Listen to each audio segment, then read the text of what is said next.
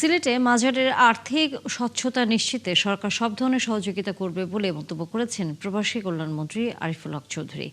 বিকেলে সিলেট ওসমানী আন্তর্জাতিক বিমানবন্দরে প্রবাসী কল্যাণ মন্ত্রণালয়ের অধীনে অত্যাধুনিক প্রবাসী কল্যাণ ডেস্ক সহ বিভিন্ন সেবা কার্যক্রমের অগ্রগতি পরিদর্শন শেষে এমন মন্তব্য করেন তিনি। এ সময় সাংবাদিকদের প্রশ্নের জবাবে তিনি বলেন, জেলা প্রশাসক সারোয়ার আলমের বদলির বিষয়টি নিয়মিত কার্যক্রম, তবে এটি কাকতালীয়ভাবে এই সময় হয়ে গেছে।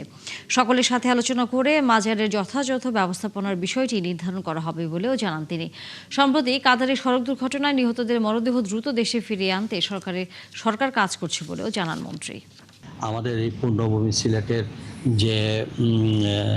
যে শঙ্কা আমাদের জনগণ মনে করতেছে সেটা কাটিয়ে ওঠার জন্য আমরা একটা স্বচ্ছতার একটা পর্যায়ে নিয়ে খুব তাড়াতাড়ি এটা হবে। এইটাতে সরকার কোনো চান্স দেবে না কাউকে।